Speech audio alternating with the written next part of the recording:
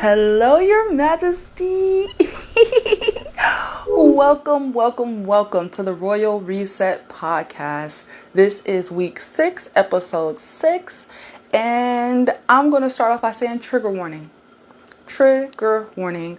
We are discussing Cassie this week and her bravery and her strength, and her boiling point. So,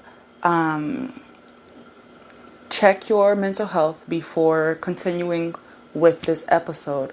But hello, Your Majesty. How are you doing today?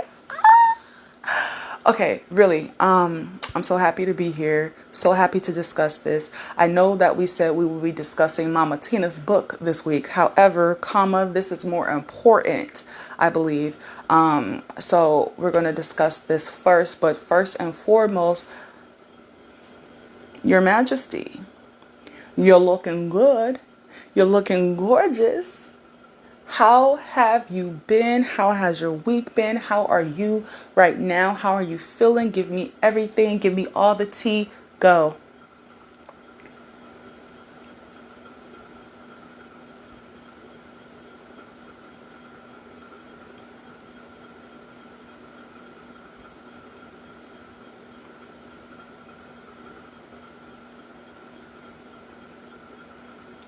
Well, you know what, Your Majesty? You're looking good.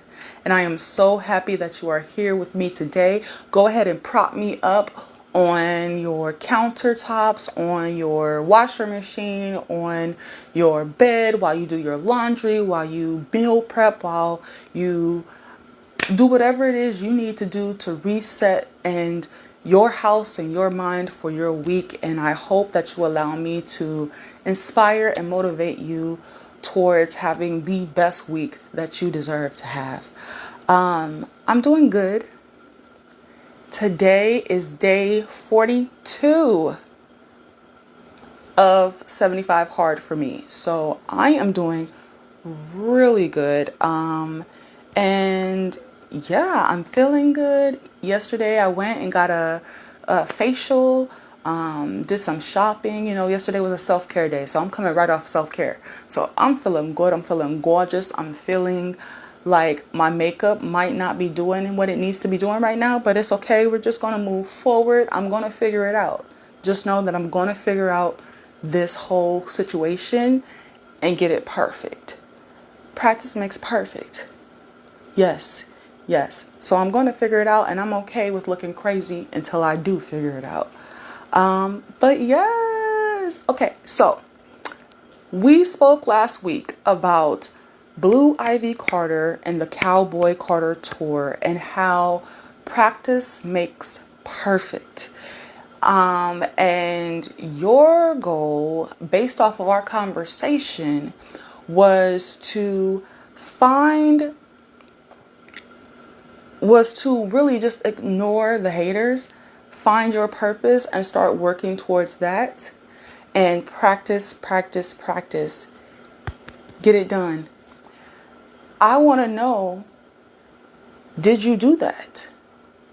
On top of that, you told me about some goals that you had for last week. I want to know, did you reach them? Were there some setbacks? Were there some setbacks? Were there some roadblocks? Did you have to pivot on some things? Did you have to pivot on the goal we spoke about? Tell me, Your Majesty, how did your week go?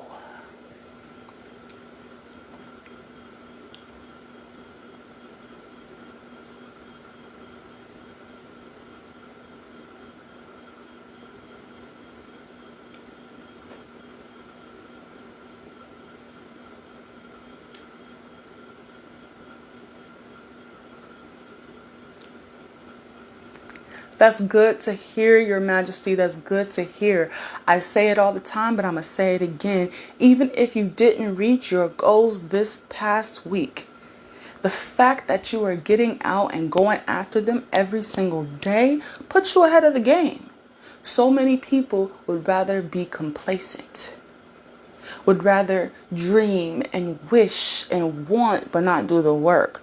You're doing the work. So slay on, Your Majesty. And if you did reach your goals, if you did figure out what your purpose was, if you are making the decision right here, right now, that you're going to do that, no matter what anyone else says, I am so damn proud of you.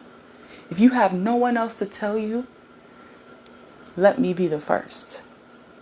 Let me be the loudest. I am proud of you.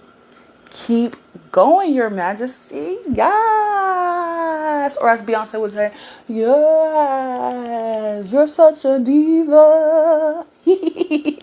Yes. Okay, so how did my week go? My goals. Again, I'm at day 42 of 75 hard. So we're more than halfway there, folks. It's getting harder and harder to read every day. So, that has been the struggle. Also, it's getting harder to wake up at 2 a.m. because what you see what happened was Beyonce, those 5 LA shows, going to all 5 of those LA shows and having my routine disrupted like that showed me that I can wait until after work to do both my workouts. I can. I don't have to wake up at 2 a.m. However, doing my workouts after work means that I'm doing my workouts after drinking a gallon of water. And so it's harder because my workouts are walking. I like to walk. So if I'm working out after work, and I don't drive either, I would never drive again. So if I'm working out after work, that means I'm taking the bus, right? But I'm leaving work early so that I can walk 45 minutes for the first workout, hop on the bus, and get off the bus, a 45-minute walk from home, and walk in that 45 minutes. However, if I'm just coming off of a gallon of water, I'm stopping at random places, random businesses, random establishments, asking strangers for humanity, for their decency, to allow me to use their restroom. It's annoying. It's annoying. And I've only been told no once, but still, the way my anxiety is set up. So yes, I should still be getting up at 2 a.m., but I don't have to because I can do both workouts after work. But if I do both workouts after work, my anxiety is going crazy because I just finished a gallon of water and I need to release that gallon of water. So that's where I am.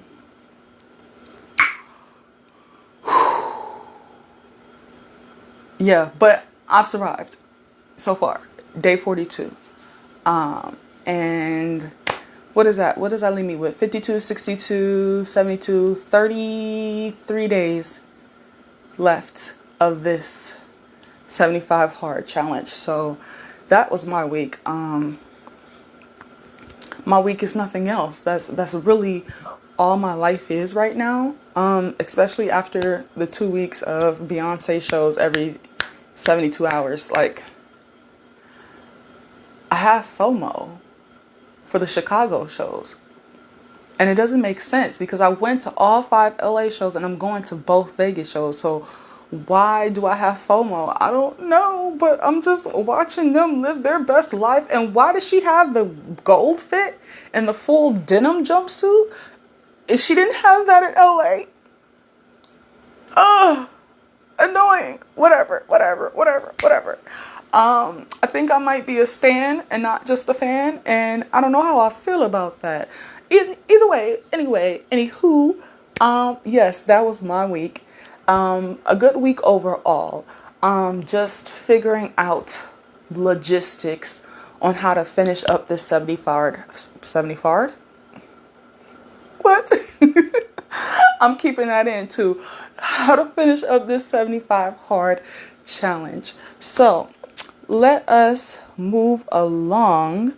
I believe our next segment is, yes, positive news.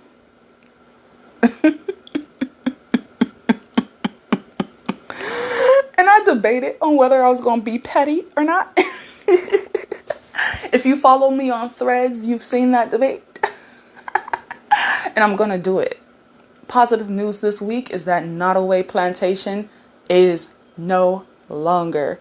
Ding dong, the plantation is gone.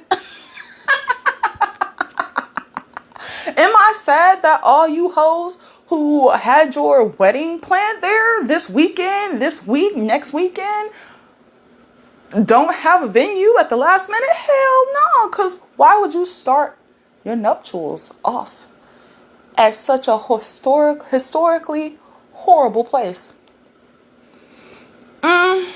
Says a lot about you. But me, yo, I am dapping up the ancestors. That's what I'm doing. Good riddance. History or not. Because history is horrible. It's like saying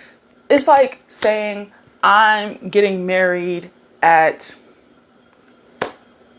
Anne Frank's house. Why would you do that? Why would you do that? It's like saying 100 years from now that I'm getting married at Guantanamo Bay. Because we all know what's happening right now in Guantanamo Bay.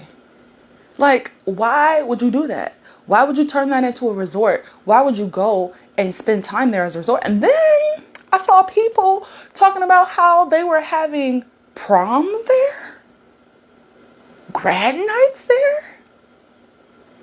What? Yeah, good riddance. Positive news for the week. Good riddance. And whoever is making money off of that, I pray that in this instance, I pray that something happened with the insurance and for some reason, somehow, some way you can't rebuild. I said it.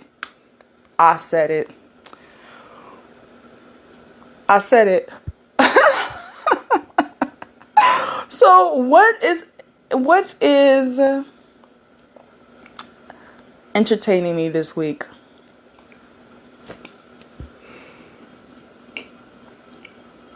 Niggas. Oh my gosh, Tory Lanez. The justice of it all. But it's not what happened, because we still don't know what happened. He said some version of what happened, but you don't recover from both your lungs collapsing in less than 24 hours. It's not possible. All the doctors and nurses have come out to say it's not possible. So I'm going to believe that he was poked. How many times and where? I'm still not sure about that. But the jokes online, how women have been flipping it, women and men and thems and theys have been flipping it back on him. He wasn't poked, he just stepped on some glass. Did you see it happen? Because I didn't see it happen. And unless I saw it happen, it didn't happen. I heard that he poked himself. Like, just hilarious. And then not 72 hours later, Chris Brown, C Breezy, up here talking about some free Tory Lanez, and then getting locked up less than 24 hours later. Did you hear that his bail was denied?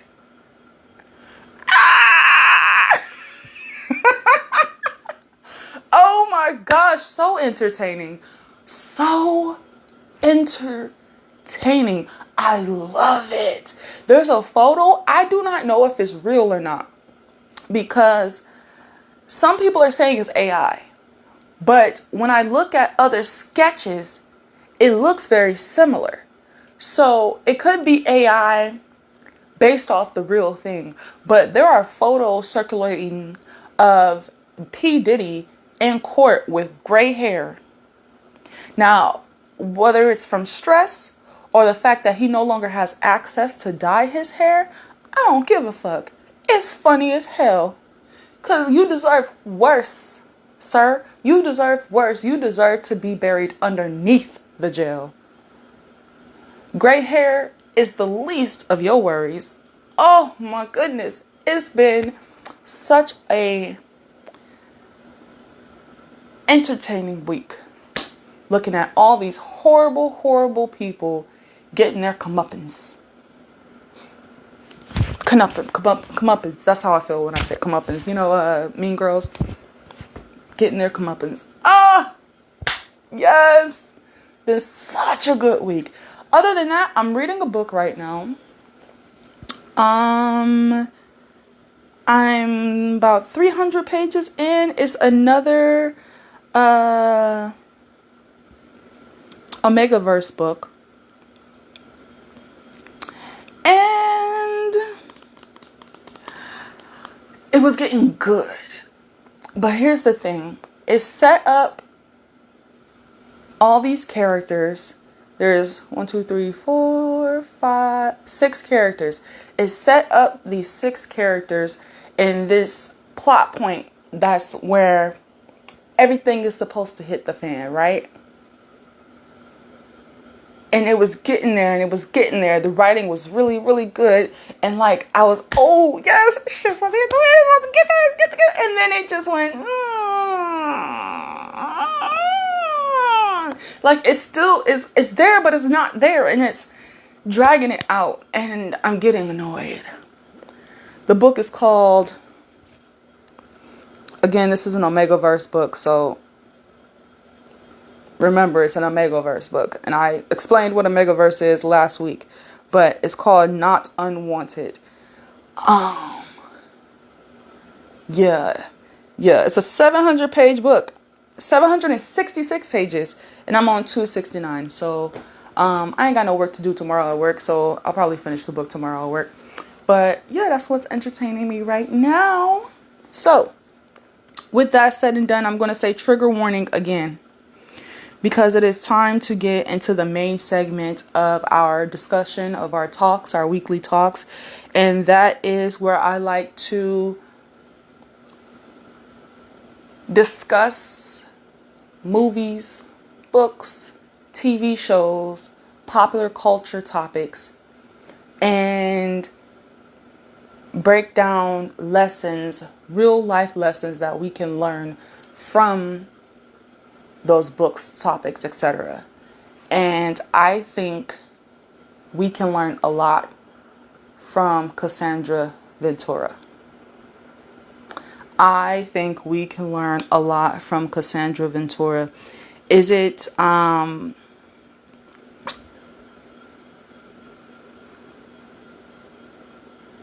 do we have the right to know all these things about her? No, I feel like it's an invasion of her privacy. But at the same time, I'm so happy that she's willing to so publicly speak about what she went through. Because I believe not only is she healing every time she speaks, but she is helping women who have either been through it, something similar, or who are currently going through something similar. She's a voice for the voiceless. And I believe what we're witnessing is something incredibly powerful. So let's break it down. What I really, really want to discuss this week is the part of her testimony where, trigger warning, the part of her testimony where she says that years later, she left him. We're not going to give him a name. She left him. I think I did give him a name in the last segment. But we don't have to say it. We don't have to repeat it. We all know who we're talking about. She left him in 2019. And years later, 2023, She's sitting in the kitchen with her husband and her 2 daughters. And she's looking over at her husband and she's asking him if he could do this without her.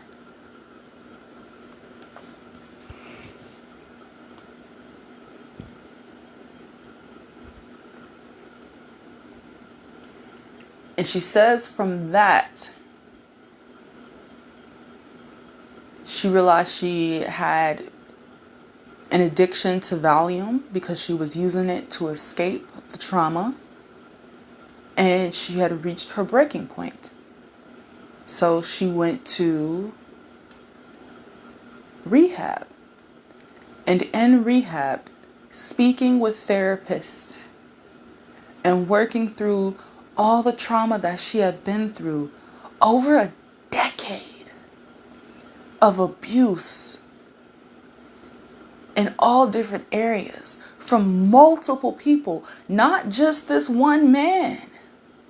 She name dropped multiple people, and then being unwillingly forced to be the source of abuse for other people as well. For over a decade, going through all of that, she said she started writing. And she started writing, and she was writing, and she was writing so much so that she ended up with a book. And she said she just wanted him to read it, just so that he would know what she went through. And so she sent it to him. And I wouldn't say she was ignored, because we all know that he made a speech at some award ceremony where he used the title of her book in that speech in addressing her. So I wouldn't say he ignored it, but he brushed it off.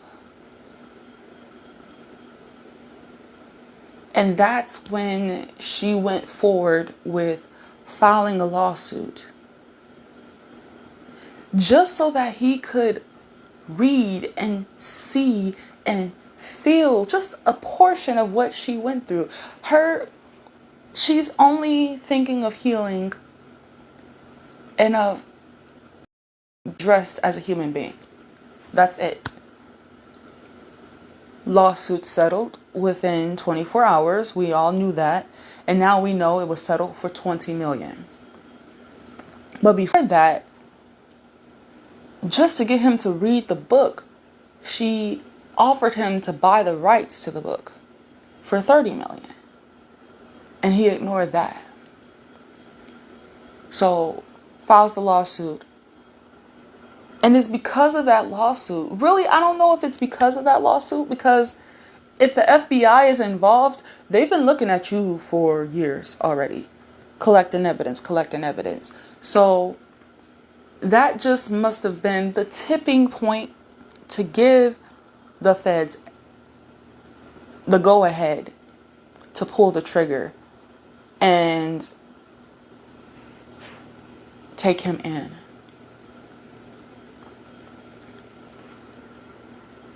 And then to sit here after this lawsuit and be told you're lying. I worked with him.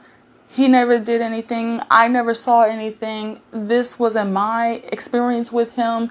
People who don't know you, who don't know him, just regular, everyday people, calling you a liar, saying that what you're saying isn't true. You're just trying to bring the black man down. And then for the video evidence of just one day, 10 minutes episode of what you went through in that decade long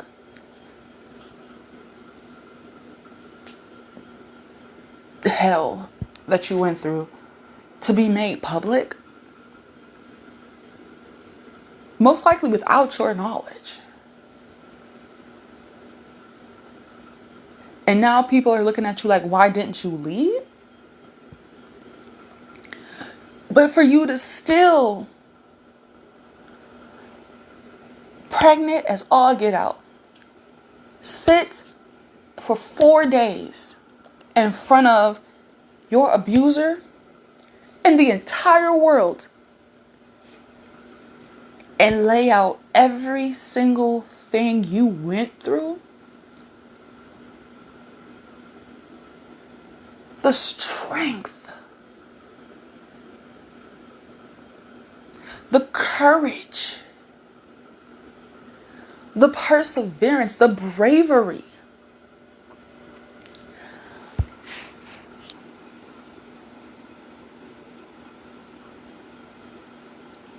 I am so in awe of this woman who has been through hell and back, knew what she would face. It was her fear. It was what kept her from leaving all those years. To watch, to hear her speak about how she punched through that fear and still spoke up anyways is awe-inspiring. And I'm trying to choose my words carefully because of what we're talking about. We're talking about a woman who was abused for over a decade. So, is it really our place to be inspired by such horrendous acts? And really, on one hand, I want to say no.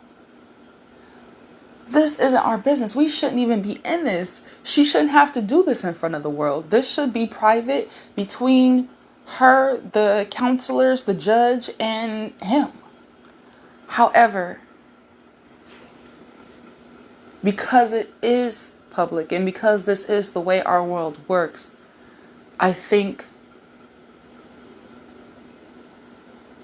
we can look at it in a way that inspires and motivates others who have gone through or are currently going through something similar to get out or to get help. And so that is what I want us to take from Cassandra Ventura.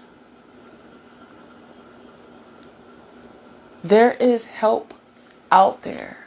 There are people who will listen, who will hear you, who will hold you, who will help you, who will keep you from walking into traffic, who will help you break your addiction to whatever it is that's you're using to escape whatever trauma you've been through or you're currently going through. It may not seem like it at the time in the moment, especially if you're going through it right now. But I do want you to know there are people out here who love you. I love you. I see you.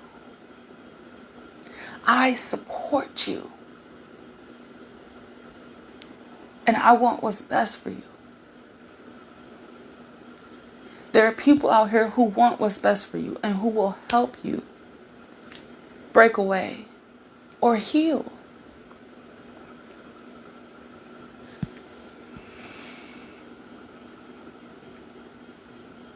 I think we also have to acknowledge that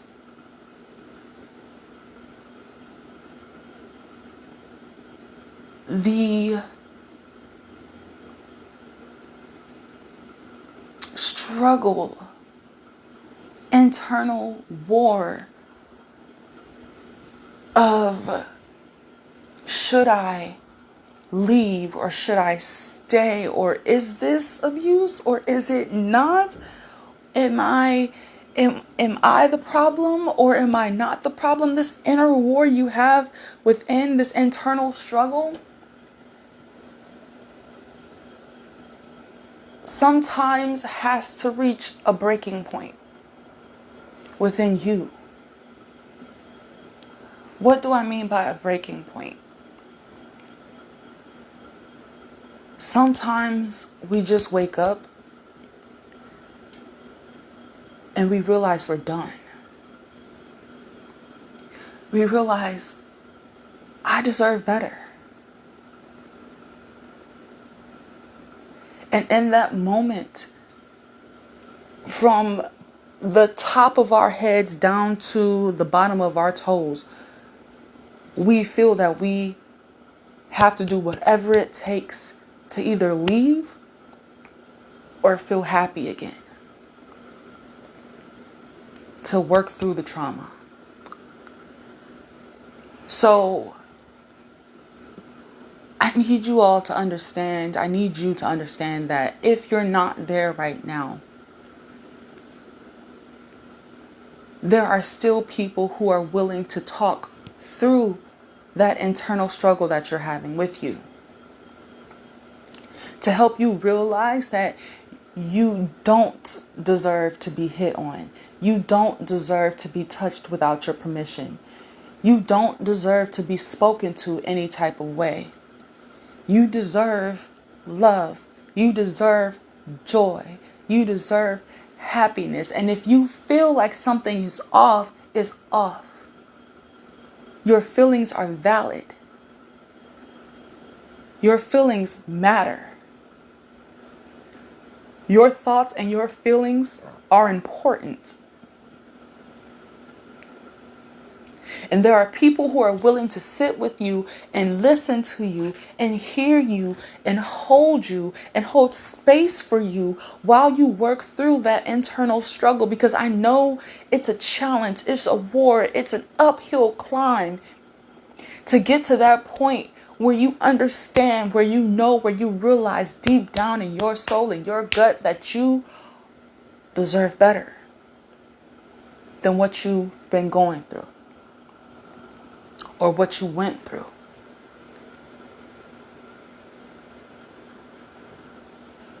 And so,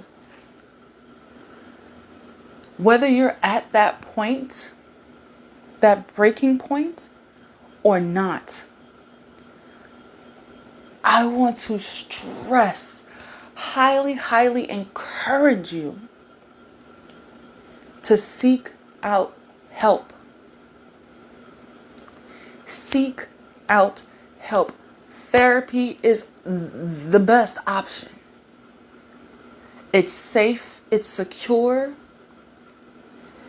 Your therapist will not tell anyone what you discuss unless you are a danger to yourself or others around you. That is the only instance where they will share anything that you say. But 99.9% of the time, everything you tell your therapist is confidential. Well, what do you do if you're in the thick of it? If you're in the middle of it? Therapy most likely isn't an option. There are shelters, domestic violence hotlines. There are Facebook groups.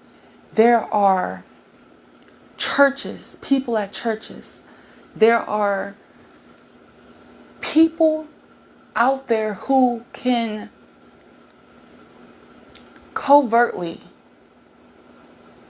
assist you, help you. And if all you need right now is someone to sit and listen, they will do that. They will do that.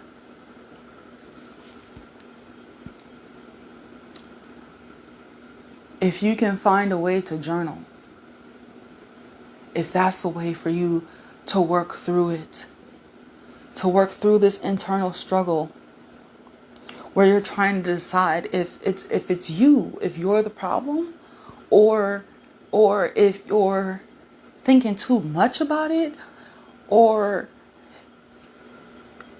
like, is this okay? Is this right? Or am I bugging? Is this, no, this isn't okay. But am I willing to risk everything, losing everything I have just to get away from this one part of my life?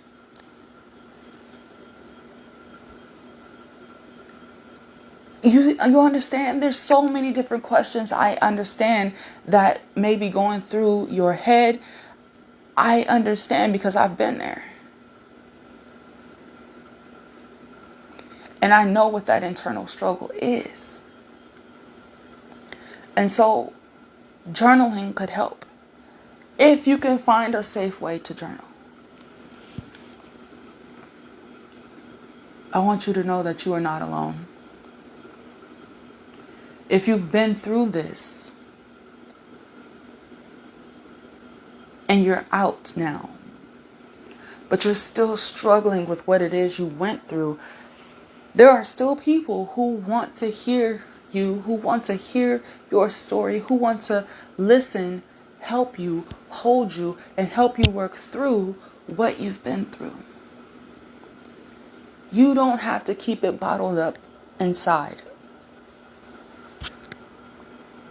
You can let it out. And there are safe spaces that will allow you to feel safe, to feel heard, to feel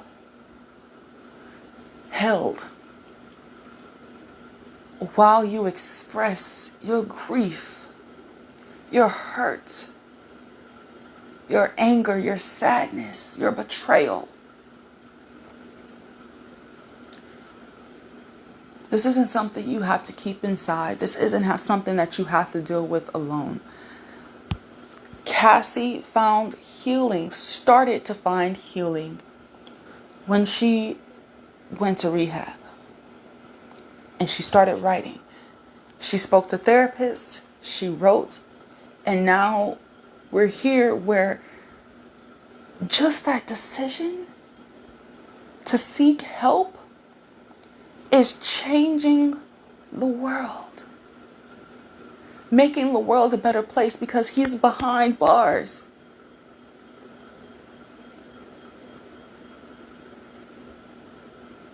People who were being hurt are no longer being hurt right now.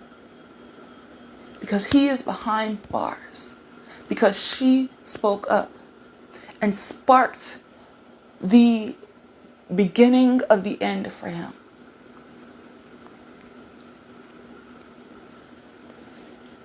I'm not saying that your situation will turn out exactly like hers. We don't know how this case will go.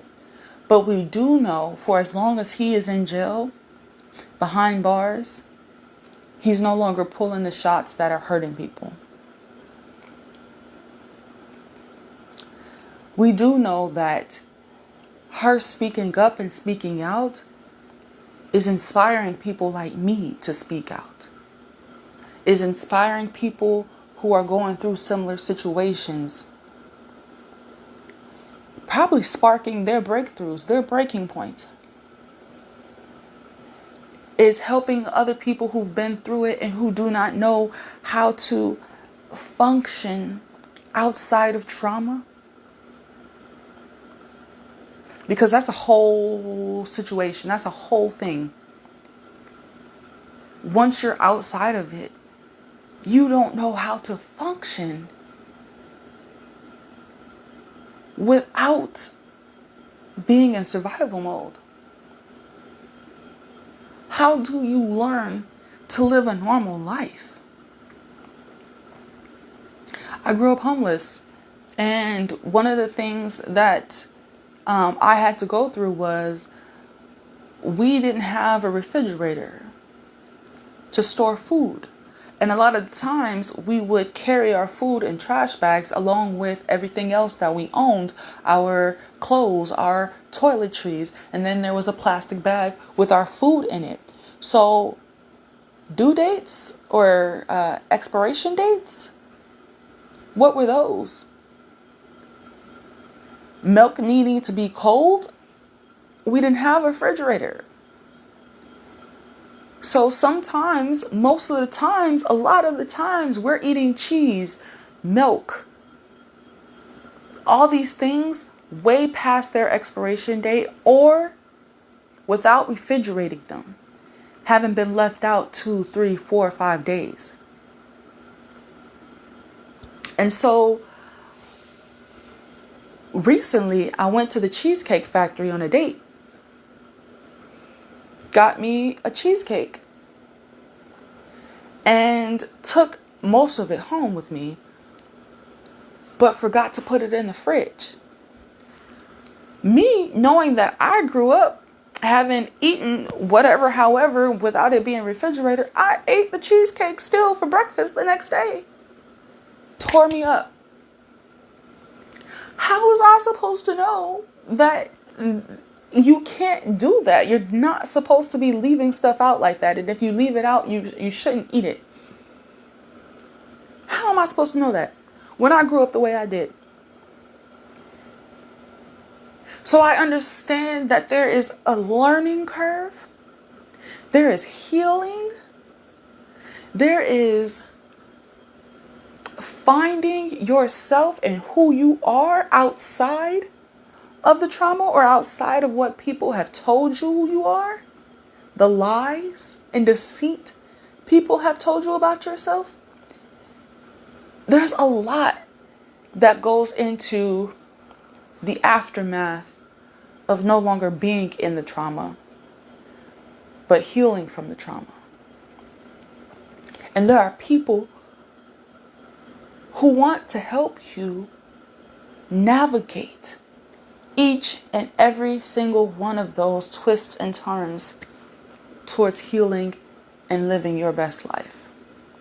You deserve to live your best life. You deserve to be happy. What happened to you, what may be happening to you right now, is not okay.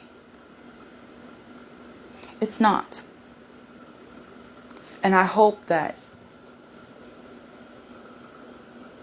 you hear me when I say, or you heard Cassie when she said,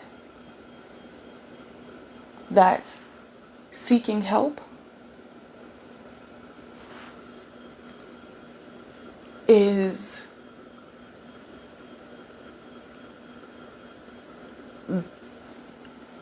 the catalyst to the road, on the road to freedom, to healing, to happiness, to you. So,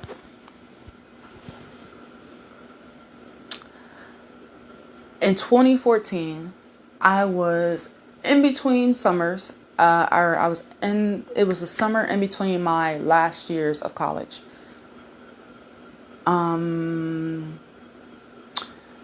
I had just finished my 4th year of college. My 3rd year of college, I had actually spent outside of the country in Milan, Italy, and Sydney, Australia. And I had spent the last year, my 4th year of college, depressed. Because that reverse culture shock of coming back home,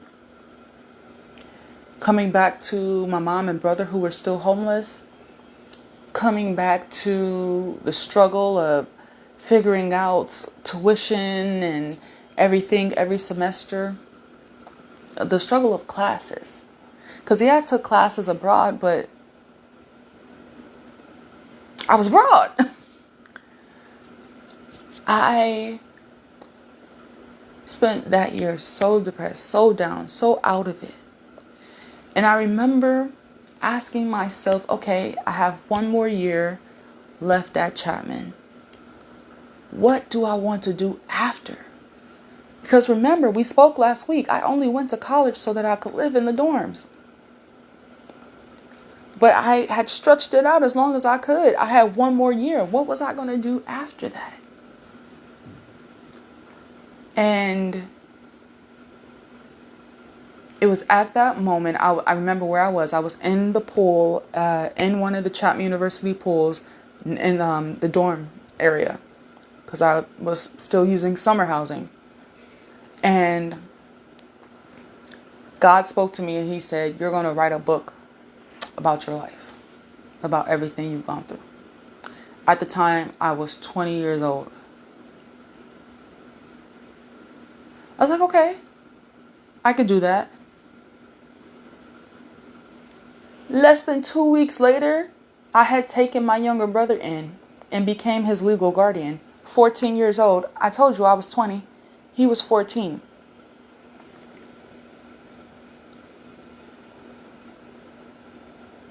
Ever since that year, 2014, I have sat and I have written and written and written, and nothing seems to make sense. I scratch it, scrap it, throw it away. I've had complete manuscripts that I've thrown away, don't even have access to anymore. Like threw away in a way that I do not know where they are, what happened to them. I've sent proposals out to publishers. I've sent proposals out to contests. I've sat down and I've written 5 maybe different intros, 6 different chapters, chapter ones. Like the book has looked different throughout the entire 11 years that I've been working on it. And I realized last year that it is fear that is keeping me from committing to writing this book. Because if you've been following me, even here on TikTok, but mostly on Instagram, if you've been following me since 2018, you know the struggle of me sitting down and writing this book and trying to get it all out. Because what this is, and what Cassie has shown us, is this is facing the trauma. Yikes. Facing it again, having to relive it again. That's terrifying. And then I think about people reading it. What? My deepest, darkest trauma, my deepest, darkest moments? So last year I went through a period of time where I'm talking to God like, why me? Why is it me? I went through a period of depression last year where I was just like, why is it me? Why am I the one who has to write this? Why am I the one who has to be the voice for homelessness, for homeless children and homeless families in America? Why can't somebody else do it? Why me? And then I'll look at Cassie. And how even through the tears, she's still speaking up and speaking her truth.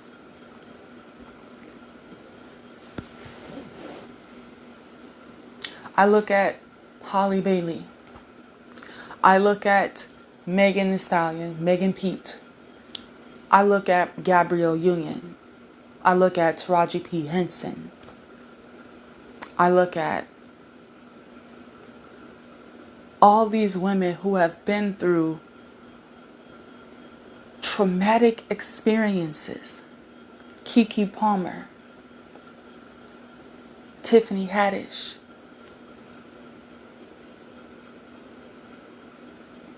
And I remember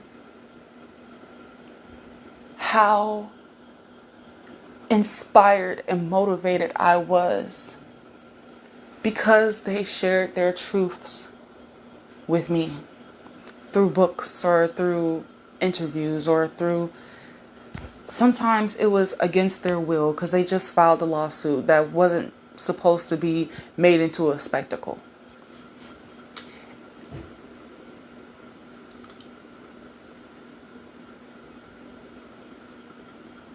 Why not me?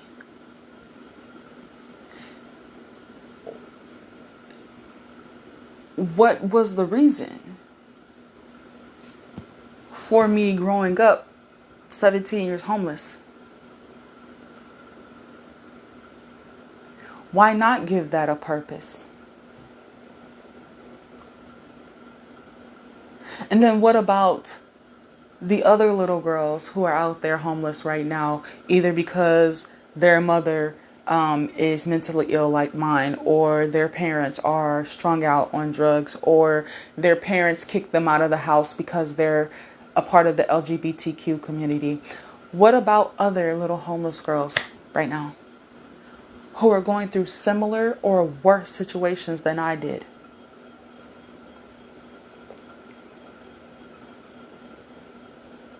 If I can help prevent one, help one, save one of those little girls, then punching through the fear of writing, like really and truly writing that book and releasing it to the world, will be worth it.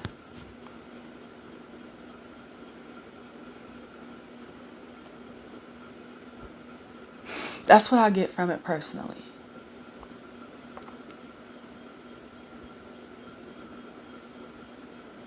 So if you are someone who has a purpose that derives from your trauma, and you know it is your purpose, it is your job to use your story to help change the world for other people going through similar situations, but you have the same hiccups and fears that I do,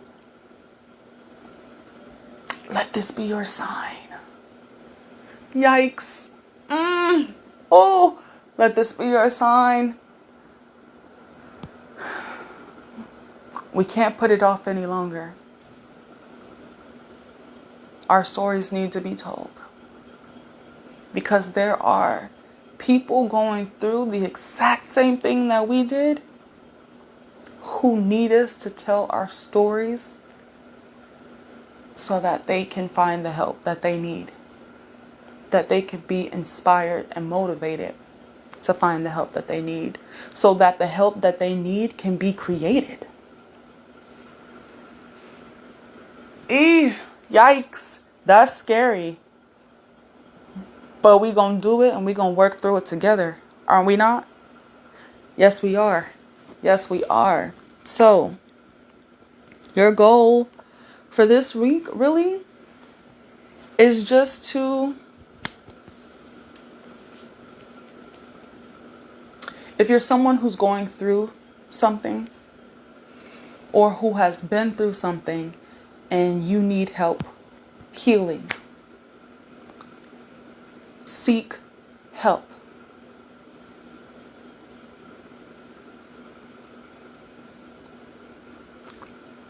If you haven't been through something, or you're not going through something now, but I know you know someone who needs that help, reach out to somebody. Take them on a coffee date, or I don't know, order them some DoorDash. Do the old school, like the COVID. Those COVID dates were so cute, where you would order DoorDash for them and you would order DoorDash for yourself, and then you would just sit up here on a video call and chat. Do that. Spend some time with that person. Listen to that person. Hold space for that person. Let them vent. Buy them a journal and a cute pen to write in their journal with. Someone gave me that last year, that fourth year of college, someone gave me The Purpose-Driven Life. And that's how I discovered my purpose. So give them a book. Anything to show them that you're there for them. They're not alone. There's people out there who care for them, who love them, and who wants to see them happy. Outside of that, Your Majesty, tell me, what are your goals for next week?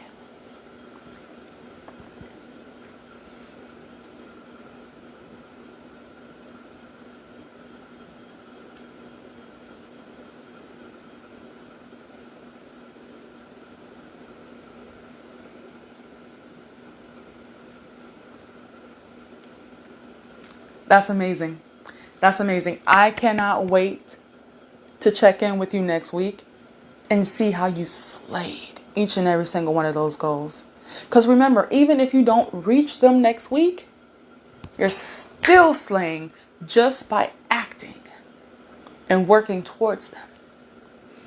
My goals for next week, today again is day 42 of 75 hard. Next week, 42 plus 7 is 49. I don't know the math. My goal for next week is to come to you on day 49 of 75 hard.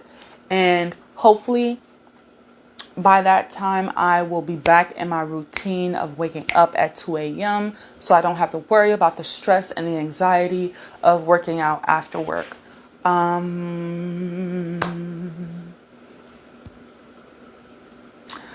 My goal was to read 115 books this year because last year I read 117.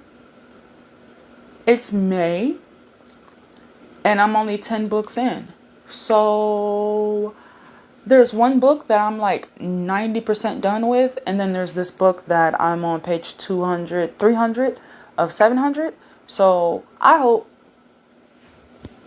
to finish both those books before we meet again.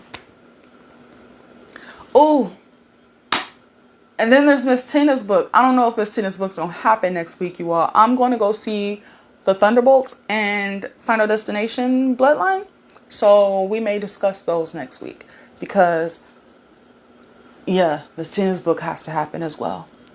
But yeah, those are my goals for next week. Thank you all again for hanging out with me and allowing me to inspire and motivate you and help you prep for your week ahead. I am so grateful for this time that we get to spend together each week. And I hope you will chat with me again next week, same time, same place. Right now, this is only available on YouTube. So if you like it, subscribe. And if you want to see more, press that follow button. Because I haven't said that yet. That's like the spiel all the YouTubers say. And yeah, as I work to upload it to Spotify and to all the places you can get podcasts. Yeah, and then as you know, I film on TikTok Live. So, hey, TikTok Live people. Y'all should be asleep. It's Sunday. It's 7:26. It's not that early. But yeah, awesome sauce. Thank you so much, Your Majesty. I hope you have an amazing week, and I will see you back here next time, same place. Bye.